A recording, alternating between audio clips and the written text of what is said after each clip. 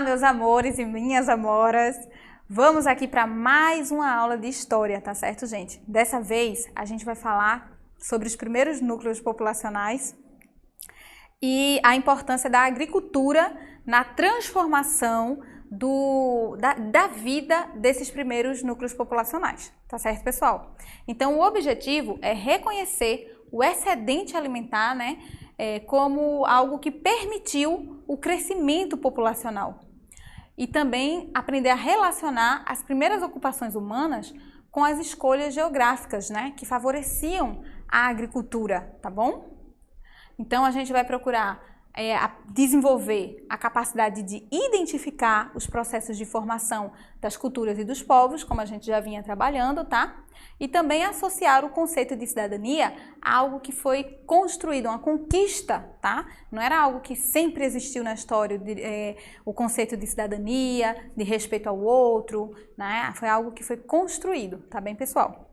Então, vamos lá. Primeiramente, recuperando, né, revisando o que a gente falou na aula anterior, a gente viu como os pesquisadores e as pesquisadoras, os paleontólogos e as paleontólogas são os pesquisadores que nos ajudam a descobrir mais sobre a nossa história. Então, os historiadores e historiadoras, paleontólogos e paleontólogas nos ajudam a saber mais sobre o nosso passado, tá bom? Vimos também que o hábito de migrar é uma característica nossa que a gente traz lá dos nossos antepassados, tá bom? Porque já era presente ainda nos primeiros grupos humanos, tá? Eles praticamente só migravam atrás de condições melhores, tá? Eles migravam atrás de locais que tivessem árvores frutíferas, né? Porque eles eram coletadores, eles coletavam o que eles iam comer e caçavam, né? Eram coletadores e caçadores. Então, eles eram predominantemente nômades, itinerantes, pessoas que estão sempre migrando de um local para o outro. E a gente traz até hoje esse hábito deles de migrar para procurar condições melhores, né, de vida para a gente, tá bom? E aí a gente viu que a agricultura, a gente comentou, né, que a agricultura teve uma influência muito grande na organização dos primeiros povos. E agora a gente vai se aprofundar melhor no que é que isso quer dizer, o porquê, como é que isso aconteceu, tá bom? Então, gente, a prática da agricultura revolucionou a forma da nossa espécie se relacionar tanto com a natureza, tá? Como também uns com os outros. Mudou tanta coisa, gente, tanta coisa mudou com a agricultura, que esse período ficou conhecido como Revolução Neolítica ou Revolução Agrícola, tá certo? E aí, vamos citar aqui algumas coisas, algumas das principais mudanças que ocorreram nesse período, tá? E olha, gente, Revolução Neolítica, então significa que aconteceu na segunda fase, né, da pré-história, do período anterior à escrita, tá bom?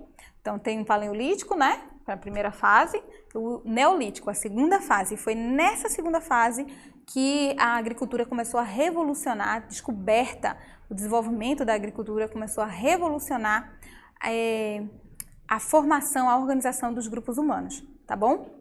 Então, a gente tem aí, ó, uma das principais mudanças foi o crescimento da população. Pensa comigo, gente, o que é que tem a ver a agricultura com o crescimento da população? O que é que você acha que tem a ver essa relação aí? Gente, se eles agora não precisavam mais andar de um local para o outro para coletar alimentos para eles, né? Se eles não precisavam estar o tempo inteiro caçando, por quê? Porque agora eles plantavam o que eles iam comer, porque agora eles criavam os animais que eles iriam se alimentar.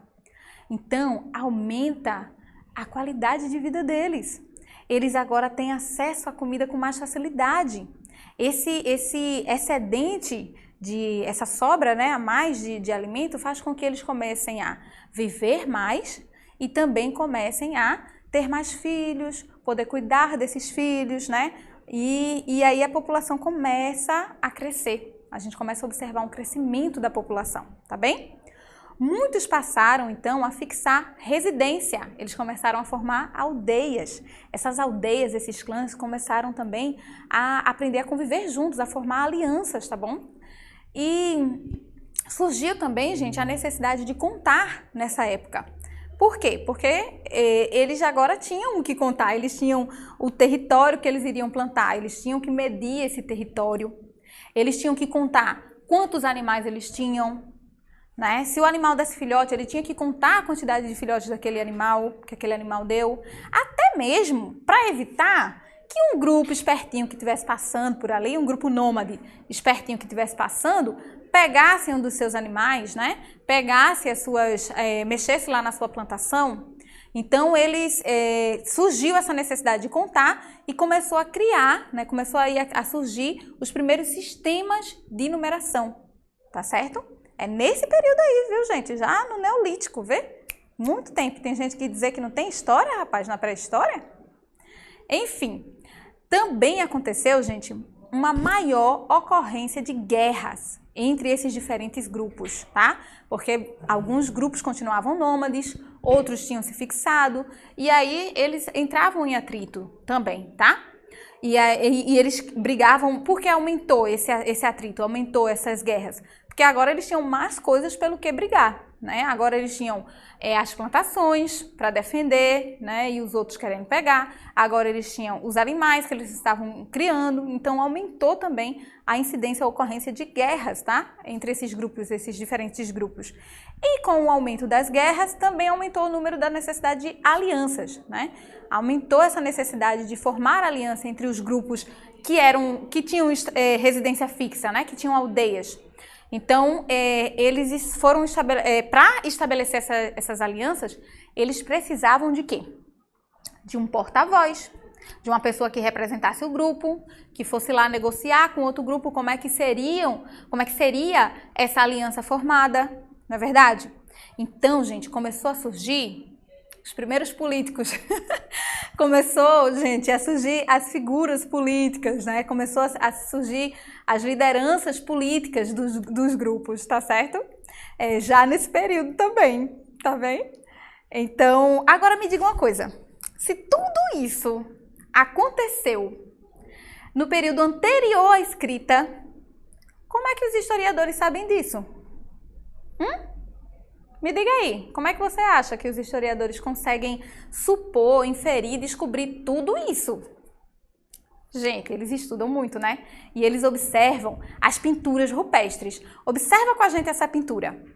Olha direitinho, veja, imagina que você é um historiador agora. Você pode ser até, né? A gente tá precisando de bons historiadores. Pensa aí direitinho se você não quer ser também. Olha aqui no meio, gente. Veja como você vai conseguir ser agora um historiador. Olha aqui no meio, o que é que você acha que está acontecendo? O que é que você acha que essa pintura rupestre está representando? Veja, através dessa pintura, a gente consegue ver aqui, ó, bem no meinho, como se fosse o quê? Uma plantação, né? Observa direitinho, não parece uma plantação? E olha como os indivíduos estão ocupados com diferentes serviços, com diferentes grupos, diferentes coisas, né? Então, a gente tem um grupo aqui no cantinho, tem o outro no outro canto fazendo outra coisa, outro serviço. Tá vendo? Através disso, a gente pode inferir, a gente pode supor, né, que os grupos, a partir do momento que começou a se aumentar o número de indivíduos nas aldeias, eles começaram também a se dividir melhor entre as tarefas que precisavam ser realizadas na aldeia. Então, não surgiu só liderança política, começou a se dividir também quem ia proteger a aldeia, quem ia ficar lá observando, né, em cima das árvores e tudo, observando se está chegando algum grupo inimigo. Teria aqueles outros que ficariam responsáveis em contar sempre os animais, em medir as áreas, teria aqueles outros que iriam construir, né, as residências, né, dos grupos. Então, eles começam a se dividir em funções, para benefício da aldeia, para benefício do clã, para benefício daquele grupo. Tá certo? E tudo isso pode ser observado pelas pinturas rupestres também. Os historiadores percebem que no período paleolítico, né, eles não vão observar esses tipos de representação nas figuras, nas pinturas rupestres. E já no período neolítico, né, depois de um passar de um tempo aí, eles começam a observar pinturas que indicam, né, essa mudança no comportamento das organizações dos grupos humanos, tá certo? Então, sabe esse costume que a gente tem? Eu não sei se você tem, mas eu tenho. Desde criança, o costume de estar rabiscando as coisas. Você já rabiscou a parede da sua casa quando era mais novo? Enfim, esse costume de estar rabiscando as coisas também é um costume que a gente traz lá dos nossos ancestrais, né? Que eles já faziam isso, tá? Mas eles faziam de uma forma bem bonita, uma arte rupestre, né? E é muito valiosa essa arte para contar a história desses antepassados. Infelizmente, a gente tem algumas pessoas que, enfim, não sabem a importância dessa arte para que a gente entenda melhor o nosso passado, compreenda o nosso presente e construa um futuro melhor. E aí essas pessoas acabam cometendo vandalismo e prejudicando, pichando, enfim, acabando com essas pinturas rupestres. Enfim, observe essa outra pintura aqui, gente. Olha que arte linda! Eu não consigo pintar desse jeito.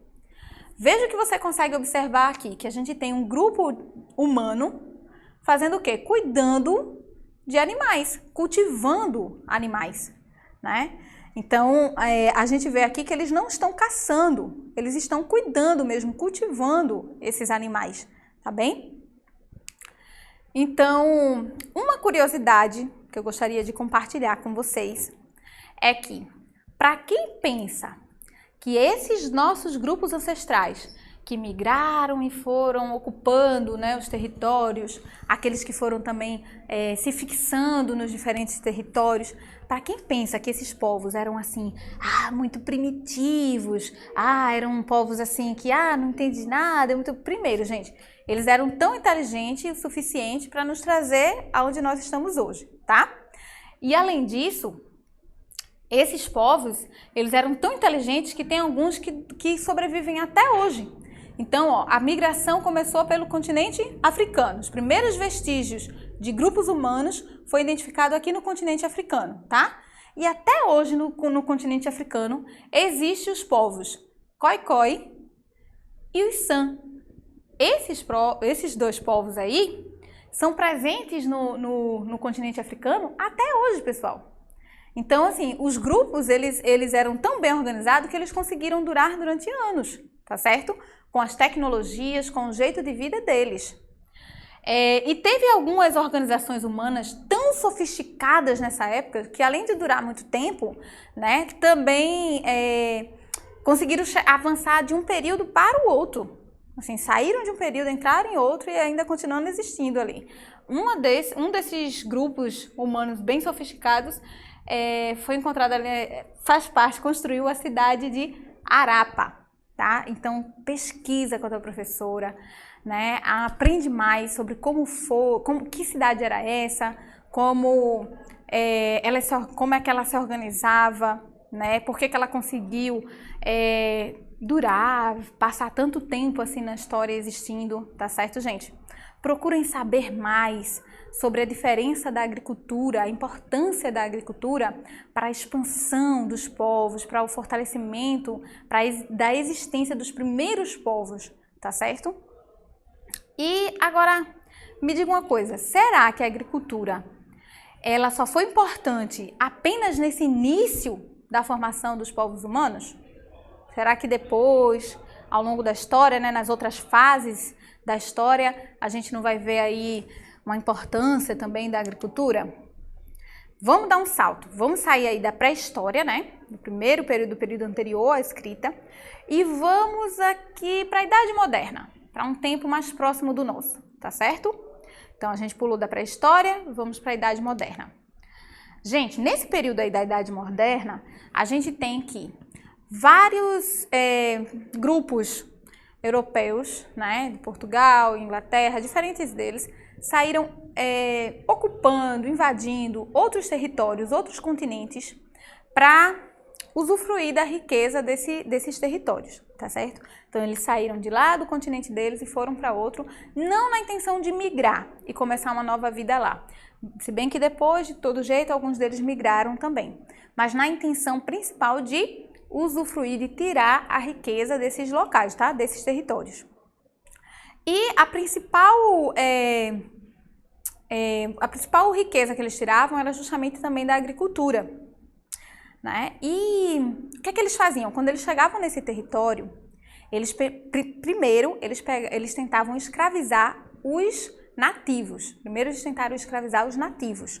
Só que os nativos conheciam a floresta, conheciam o território. O que é que eles faziam? Eles resistiam, eles sabiam para que local recorrer, para que local geográfico recorrer. Olha a importância da gente conhecer a nossa geografia, né? Então eles sabiam para onde fugir, para onde se abrigar. E aí esses grupos europeus, né, no caso aqui no Brasil e Portugal, eles foram para o continente africano, sequestravam os grupos humanos de lá desse continente e traziam para cá, né, para escravizá-los aqui. Por quê? Eles não conheciam o continente, eles não conheciam esse território. Então, eles ficavam muito difícil para ele resistir, para ele fugir, para ele saber para onde ir, sabe? Mas o que é que aconteceu, gente? Olha a agricultura vindo mudar a história aí, ó. Esses povos começaram a fugir, né, como forma de resistência, fugiam da escravidão que estava sendo imposta para eles, né? Fugiam desse sistema escravista e se uniam, gente. Os diferentes povos lá da África, trazidos sequestrados da África, se uniram com os diferentes grupos indígenas daqui do Brasil. E essa união formou os quilombos. E a agricultura foi fundamental para a resistência do quilombo. Por quê? Porque os quilombolas, eles não precisavam mais da ajuda, né, do auxílio dos europeus, dos portugueses para se alimentar. Eles podiam plantar o que eles iam comer, como a agricultura da subsistência. Então, gente, onde é que vocês acham que ficavam esses quilombos? Qual ambiente geográfico aí você acha que seria mais seguro para construir um quilombo? Olha aí, observa amplia a tela aí para mim, por favor. Observa essas paisagens, gente, observa essas diferentes localizações geográficas. Dá uma ampliadinha aí na tela para eles verem melhor. Observa que a gente tem uma região que é montanhosa e a gente tem uma outra região, né, que está ali no litoral. A gente viu que os sambaquis preferiam ficar no litoral, né? E os quilombos? Vocês acham que também preferiam aqui no litoral para pescar tranquilamente? Bem, acertou quem pensou em regiões montanhosas, tá certo? Porque, gente, se eles ficassem no litoral, o que aconteceria? Eles seriam facilmente pegos pelos portugueses. Então, eles não ficavam no litoral, porque senão os portugueses iam ver eles com facilidade, iam pegar, iam capturar eles novamente, entendeu? Então, eles iam para a região montanhosa. As regiões montanhosas favoreciam para ele a visão do ambiente. Então, eles lá em cima, eles conseguiam até ver se tinha europeu, se tinha português chegando ou não. E já lá de cima, meter ali uma flecha, já se defendia, entendeu? Então, as regiões montanhosas favoreciam a logística, ou seja, a organização, a proteção de forma lógica do quilombo, tá certo? A própria natureza, a própria formação ali daquela área geográfica, daquele território, tá? Já era favorável para o quilombo. E aí eles procuravam o quê? Um local que passasse um riozinho, que passasse uma corrente de água ali. Por quê? Porque assim eles podiam manter a agricultura de subsistência. E através dessa agricultura eles conseguiam resistir e conseguiram continuar existindo, tá bom? E os seus ancestrais aprenderam a como manter essa agricultura de subsistência, que é menos prejudicial ao solo, contamina menos o solo, prejudica menos o nosso solo, tá?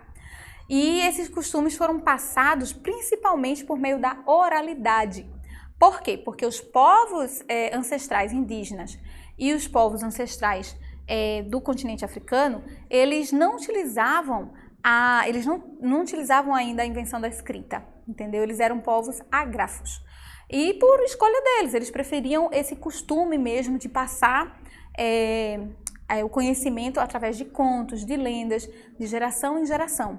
Atualmente, os povos indígenas e os povos africanos, né, os diferentes países que hoje formam a África, eles já não são mais ágrafos. Eles já dominaram como o conhecimento da escrita e das línguas, né, estrangeiras às suas, como forma também de resistência, para impedir novas invasões, para impedir novas tentativas de escravizá-los e de tomar os seus territórios, tá certo? Então, olha como o aprendizado vem ajudando esses povos, tá? A continuar resistindo e lutando pelos seus direitos e pelo seu reconhecimento como cidadão, como cidadã, tá bom? E, gente, como esses povos eram tão diferentes, né? Qual era a importância da mulher neles? E me diga uma coisa, a religião deles, será que eram todas iguais? E como é que os líderes deles chegavam em acordos? São muitas perguntas, muitas questões, né? Que a gente vai ver melhor, vai explorar melhor na próxima aula, tá bom? Antes da gente revisar os assuntos, eu gostaria de falar com vocês rapidinho sobre uma coisa. A agricultura, a gente viu a importância da agricultura para a existência dos as primeiras organizações ali populacionais, né? As primeiras aldeias e tudo mais. E também viu a importância da agricultura na resistência dos quilombos. Mas, amplia a tela aí para mim, por favor.